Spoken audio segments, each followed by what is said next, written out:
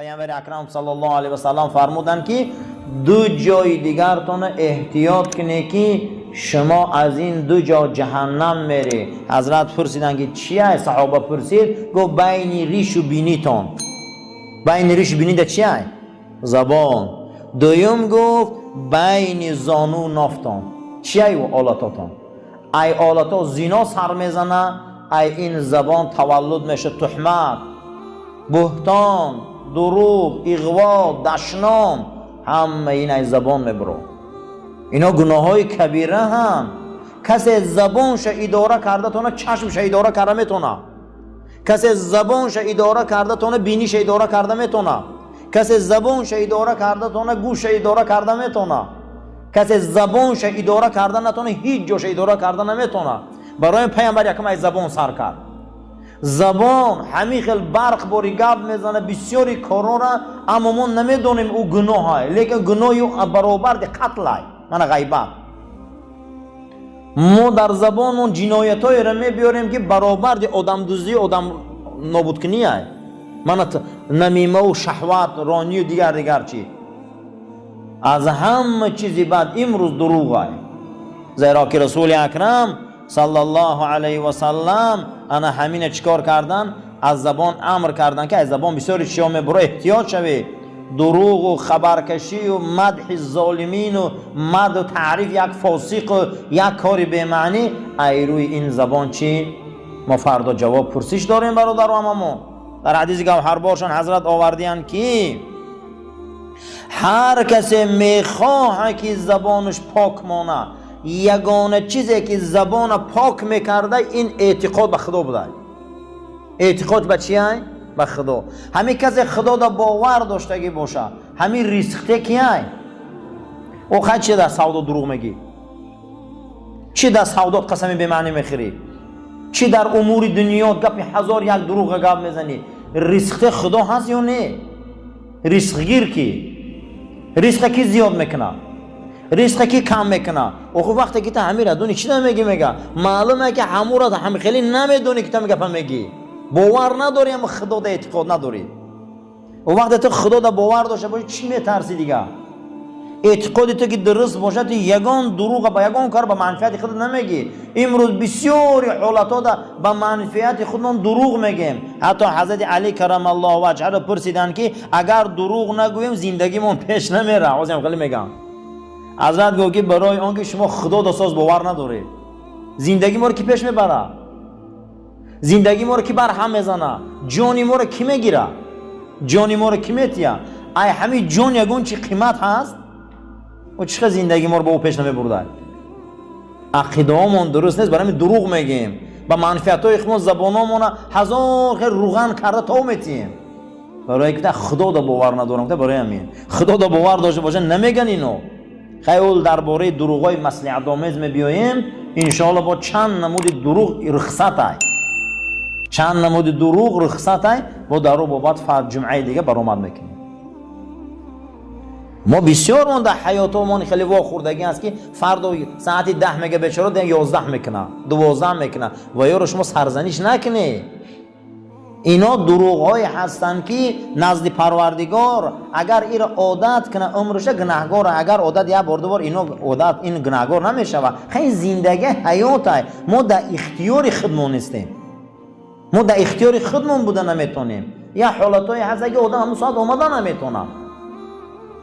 برای همینم ابن همام هم یک کتاب داشتگی بوده در زبان حفظ اللسان، حفظ زبان. گفته انسان هایی که به نیتشون درست بود، اقرارشون درست بود، نفسشون درست در زندگی. من حضرت عبدالله ابن عمر فرزندکای معده زیاد داشته، هر روز میگفت یک خانتون میبیارم، نه که نمی آورده. ابن عمر دلیل آورده، هر روز میگه خانتون میبیارم. همه آتا میگه که فقط چرخات میگیر معده کی، بیچاره نمیبیاره و شرایط نداره. به دروغ میگی. همه پدرام ما رو وعده کردگیان. انول در بحثای میبیایم که او دروغ حساب نمیشه و کدام چی دروغ حساب میشه. رسول اکرم صلی الله علیه و سلم فرمودند که از همه وزبین ترین دروغ کدام دروغ؟ حضرت گفت امید یک کسی شکستن. ای همه دروغ وزنی چی بوده است؟ یک کس امید کردم و امید دادگی میبی امید امرو چیکار میکنی؟ میشکنی. ای هم دروغی بد انامین بدست. از هم دروغی بد امید یک کس چیکار میکردی؟ میشکستی. دویم انسان های هستند که دروغ به خود عادت کردند، در هر یک کلمه شان یک جای امر دروغ میگن.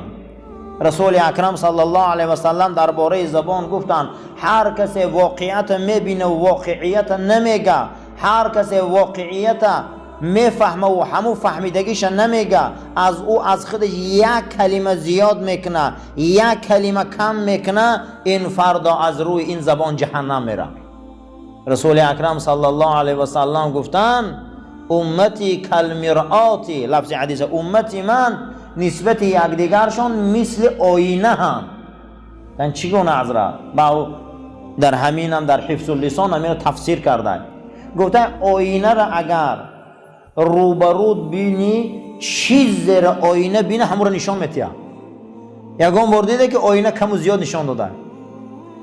همین آینه در آدم خش نگاه میکنه چیز زیر آینه دید همون را نشان میتیه. هم خلاص یا نه؟ اگر آینه را 100 بولاک کنی یا بولاک شگیری با نگاه کنی با راست نشان میتیه. یکم بار آینه پیش نشان میتیه یا عقیبه هم نگاه میکنی پشتی سرت میبینی یا پیش نمیبینی. برای همین هیچ محل آینه اقفا گاو نمیزنه، آینه رو برو پیش گاو میزنه. مومن پیامبر در رنگ آینه های. بیا در روی آدم گاو زن، بیا در روی آدم گو، چیزی را میبینی همو را گو، بولک بولک هم میگن همو را گو. اینه تعلیمات رسول اکرم. برای همین لق انامی را میگن. بسیار انسان ها شکستشان ایروی انامین های. ایروی انامین که یکمین دروغ بد در اسلام ما این شکستن چی بده؟ امید یک انسان. فرق نداره آدم بسیار انسان ها را آدم وعده میتین بیچاره امید کرده میرن تلفن میکشن و میگریزن دیگر نمیبیان. بدترین دروغگو انامیان که آدم ها را وعده میتین به امید همون میره در چندین برادر در خونکی ها ایستادگی بیچاره ساعتاش قطعی در همین بارانا ایستاده. بدترین دروغ انامین بده است. وعدهش میکردی و میرفتی امید کرده امید چه میشکستی.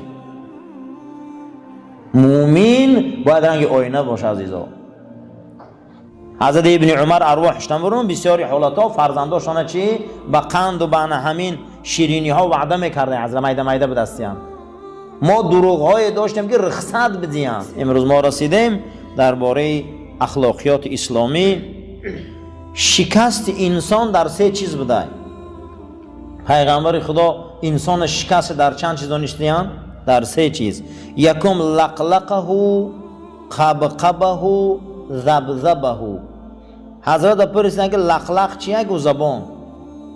یکم شکست آدم در چی بوده؟ زبان. میگن کوی قلقلق نکه. همین زبان انسان سری آدم میخوره. زبان آدم جهنم میبره. زبان آدم رسوا میکنه. زبان آدم دشمن آدمه. پیامبر اکرم صلی الله علیه و سلم فرمودند که احفظوا لسانکم، زباناتون احتیاط شوید. فقط پیش ای خطبه هاش حضرت میگوید که زبان رو احتیاط شوید. 3 چیز شکست انسان بده. یکم زبان. ای زبان احتیاط شدن در کار عزیزان. من یک کلمه آدم زنش میگه یا طلاق خود کردم شوخی کردم، طلاق میشه یا نه؟ در حال میشه. زبان شوخی نداره. زبان این همون زبانچه کمانه. من اگر در دست ما و شما یک دانه از همون مقصد یارقای آتش فشانی باشه همون زبانچه‌اش دست بر یا در میگیره. وای زبان همه سخن همه پرید دیگه. تو به زوره میکنی زوره نمیکنی وای همون میلش در رفت دیگه همون تیر وای برقرار کرده نمیشه دیگه. عمری ما، زندگی ما، حیات ما، زبان ما این همون زبانه که همون آتش فشانی همون یارقای همین در گرفتی. من همین حاضر همین جدا هر کس یا سبحان الله گفت همون در گرفته رفته سه بالا. اگر یک بی معنی گفت همین. یکم لقلقه، زبان احتیاط شوید. زبان بسیار احتیاط شدن در کاره. دویم قبقبه. قبقب چی بوده حضرت پرسیدن؟ گفت البته شکم. 3 چیز آدم رسوا میکرده. یکم زبان، دویم چیز شکم. اینمی برای انمی شکم آدم رسوا میکنه. فقط دعا کردن در کاره که خدا همین مود قناعته، همین زندان ها ایروی شکم هم بسیارش، همین فکر کرده استی ایروی هم شکم های. من این خرم، من این مانم، من این کنم، زنم این خره و زنم این پوشه، کودکم این خره و کودکم این کنه. همین مسئله سبب میشه و عزیزا که ما چی میشیم؟ جهنم میریم ایروی شکممون.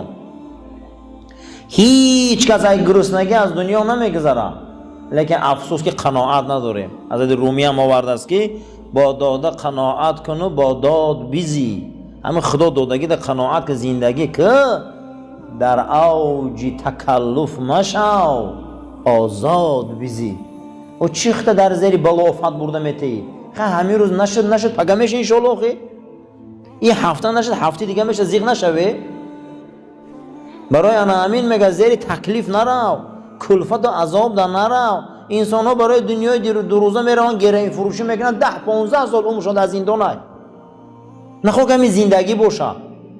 برای زندگی دو روزه رفته دزدی میکنن، 5 سال 3 سال در زندان میروه. این سال نشد آیند میشوه. قناعت یاد گرفتن در کاره. قناعت. دویم قبقبهو، چی بودن؟ شکم. برادرها برای شکم چه زیغ نشوه. چیزی را که خدا اگر در ما تقدیر کرده باشه او را هیچ که خورده نمیتونه، قسم به خدا. کسی را که خدا تقدیر کرده است که هر چیزی را که معده ما میدره هیچ کسایی ما گرفته نمیتونه. اگر تقدیر کردگی نباشه کو ما اگر رنگ تارتانکو در 10 دیوال تار مونیم کو هیچ مدرس ما نمیغلطه. بعضی انسان ها رنگی تارتانک هم در 10 جا دام موندگی هم تارتانک بارین، اما یک ماده یک دانه پشه میغلطه. و خدمت رزقه برای شکم شده هیچ مال جهنم نرویم، هم زن هم مرد. حتی که حدیث صحیح بود است که رسول اکرم صلی الله علیه و سلم فرمودند که شب معراج زنهای را دیدم که زباناشون یک گز از دهن بیرون کردن، 60 سانتی متر. بعد از او جبرائیل پرسید این کدام زنهای خیلی در عذابن؟ گفت این همون زنهایی هستند که شوهراشون همون قوه و قدرت کار نداشتن، مجبور کردن که همین را میکنی. به خاطر همون زن و کودک شد، همین بیچاره برای شکم اموج حرام درفت. تکلیفی مالای اتاق میگن، زوریشون نمیرسیده، اینو دست زدن. کرتان میکنی، اینو میکنی، چیزم کردی، اونم کردی، اینم کردی. رسول اکرم فرمودن شب معراج دیدم در دارها ای زباناشون کشالن. این کیانیو؟ گو همون شوهر نمیرسیدگی زورش اینو مجبور کردن، اینو حرام درفتن. با ولی شما باور کنید بسیاری یعنی زندانیای نشه فروش ایران میزنه گودکاشونا. من این کنم نفس و شهواتاشون قدی حیف شد عمرشون. قبقبه شکما رو احتیاط چه بگو. 3 چیز این شکست هر یک انسان در اخلاقیات بینه. یکم زبانش، دویم شکمش، سوم ذبذبه شهوات. این کیفرانی و کیف و صفا، این شهوات های ای شریعت بیرون حرام های. و شهوت زندگی نیست. شهوت چیه؟ کشیش. بیزن زندگی نیست. زنی خود حلال های. به خوردن زندگی نیست، به نوشیدن زندگی نیست. بعضی حالاتش ایرام که میبروخی، بعضی حالاتها چی میبرو؟ ایرام که میبرو. همین شهوت بوده است. همین کشیشای بی‌معنی آدم رسوا میکردیم. همون جنت موندگی حضرت آدم خدا میگه همین درخت نزدیک نمیشه شهوت بین. همون نعمت موندگی اومده با هم درخت چقه میشه. بسیاری چیزا رو پروردگار ما دامن کرده اومده چقه میشیم. برای همین شهوت 3 چیز آدم رسوا میکرده.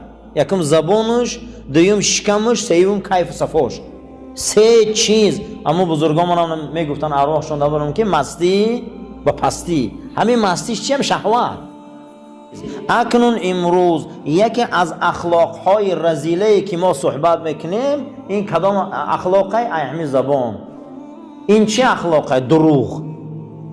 همین اخلاق رذیله که آدم شرمنده میکنه ای زبان چی بده او؟ دروغ. دروغ چیست؟ دروغ هر آن چیزی که زید قانون عقل میبرو، زید قانون شرع میبرو، زید قانون طبیعت میبرو و دروغ های. من اگر از یک آدم گوه که شیر سیاه هم مد میخنده، هم عقل قدی شیر سفید میشه، هم شریعت قدی، هم طبیعت قدی. یگان بار دیده که شیر سیاه باشه. هر چیزی که عزیزو همون قانون عقل، قانون طبیعت، قانون شریعت او را قبول نمیکنه و دروغه. برای همین حضرت فرمودن که الکذیب لا امتی یا الکذاب لا امتی، دروغگو امتی من نیستن. کدام دروغگو؟ همون دروغگویی که هر وقت نیت و اقرار و نفسشون تصدیق میکنه که دروغ میگن. یا آدم میگه من ساعت 12 میبیام، نیتش درسته، اقرارش درسته، نفسش درسته و دروغ نمیگه، اما 12 یک دم میبیه و دروغگو نیست، بیچاره همین وقت شده و نیت کرد که من فردا همون ساعت میبیام، لیکن بین چند کاری دیگه مانع شد و یا دروغگو نگوی شما. یا ما وعده خلاف گفتن نمیتونیم. هزار آدم میگه من ساعت 12 میبینم نمیتونه. همون کسی میدونه که فردا نمیتونه اومده وعده میتیه، نمیتونه، نه در نفسش همین، نه در نیتش، نه در کارش. هر کسی را در نیتش وعده دادگیش راست باشه، هر کسی که اقرار کردگیش راست باشه، نفسی کردگیش راست باشه، یکی پگه جانش برآمد با دروغگو میگیم، یا پگه یا واقعی برآمد که نشد. سه چیز جمع میشوه، نیت و اقرار و نفس. همین سه چیز که باشه شما او را سرزنش نکنی. یک آدم میگه پگم میبیامو، نه نفسش قطعی همون را میسنجه، نه اقرارش قطعی، نه نیتش قطعی. همین تا هوایی میگه انا همینا دروغگوام. طبق برنامه هامون روزای جمعه ما درباره اخلاق اسلامی صحبت میکردیم و تربیت اسلامی. پروردگار رو از همون بحر علم اگر ذره از ذره هاش باشه برای ما هدایت توفیق ده. موسی علیه السلام که علم لدونی داشت و موسی گفتی که موسی من برایت علمی هیچ ندادم مگر اندکی، یعنی که در پیش قدرت تو و علم تو و دانایی تو و قدرت هایی که تو آفریدی علم ما ذره هم از ذره هاش نیست. لیکن پروردگار اندکم که باشه میگیم همین برای ما سبب هدایت گردان، سبب توفیق گردان، زیرا که روز قیامت جناب پیغمبر صلی الله علیه و سلم فرمودند همه چیز ثوابش تمام شوی داشته مگر ثواب علم. ثواب علم تمام شوی نداشته. کسی که اگر علم آموخته ثوابش تمام شوی نداشته، ثواب نماز تمام شده، ثواب روزه تمام شوی داشته، جمع شدن یک خاتمه داشته، ثواب علم خاتمه نداشته است. برای همین مسجدها باید مرکز علم باشند. با وجودی که عبادت میکنن هر یک مسجد بیا باید یک چیز از همجا یاد گرفته روا. اساسی مسجد همین باید باشه. مسجد اساسی مقصدش این علمه. باید همینجا آمده یک علم حلاله یا حرامه، یک علم باید یاد گرفته روا. تمام بزرگای ما و دانشمندای ما از مسجد برآمدن. وقتی که میخوانیم در علم که با زبان یونانی و با زبان لاتینی و با زبان یونانی و با زبان لاتینی، اما خصوصا مکتب های یونانی اولین مراتبه از همین برچک از همین گوشه ها سر شده بوده. این همیخه جمعیت به جمعیت همیخه 5 کس 10 کس همین تا اساس صرفه ساختیان، صرفه های کلان، همین تا میماخانه ساختیان، همین تا اساس حجره ها ساختیان، اساس به دانشگاه رفته رسیده. یعنی معلوم بود است که علم این همین جمعیت سر شده بوده، این همین خیلی جا سر شده بوده است. حتی که زمان مولانای رومی در همین بلخ حضرت در همین باغش هر تگ یک درخت چنارش ده حضرت از صرفه داشته. مقصد علم ریاضی را الوحیده درس میداده، هندسه‌ش الوحیده، حدیث الوحیده، شعر الوحیده، تاریخ الوحیده، همین تا گروه در باغش همین صرفه‌اش درس میداده. یعنی معلوم بود است که همین درس و علم همش این مسجد هم خیلی جای جمعیتی برآمده بوده و امروز با او درجه های دانشگاه بین المللی و با همون دانشگاه سر شد. همین دانشگاه دیوبند اساسا از تگ یک توت سر شده. مدرسه های عظیم دنیا که در دیوبند میگن که شیخ های هند میگن امروز که در دنیا با قوت ترین محدثا در هندن، با قوت ترین علما که بحر العلوم شون میگن، یعنی بحر علم، همون از همون فکر کنی همین علامه لکنوی و امینات قصه میکنن. همین یکی از شیخ‌های بزرگ با نام گنگوری از تگ یک توت سر کرده درسه. ایتگ همین توت همین مدرسه ساخته شد، همین مدرسه بنیاد شد، همین مدرسه های عظیم دنیا شد. حتی بزرگا رفتن گفتن جینا هم درس میخونن. هزار شیخ های حدیث بر آمدن. از چی؟ ایتا یک درخت سبب شد که روز همین مدرسه سبب شد و همون جانورای وحشی انگلیس همجا سر کردن. از تا یک توت سر شد. هیچ محل این نغزانین برادرها، نامش را در کار نیست. از این منبر هزارها رمیده درخت در اومد. از این منبر هزارها درنده آدم شد. از این منبر هزارها رهزن درخت در اومد. یعنی معلوم بود است که این منبر ضرر نداشته یوخی. برای همین این یک درس و یک مرکز علمی، یک حدیث هم باشه، یک آیت هم باشه، همین یاد گیره، تعلیم گیره. یگان چیز رنگ تعلیم علم چیزی بزرگ نیست. اللهم ربنا آتنا في الدنيا حسنة وفي الآخرة حسنة وقنا عذاب النار وصلى الله تعالى خير خلق محمد وعلى أصحاب الأجمعين آمين يا رب العالمين. سفر راس گیره.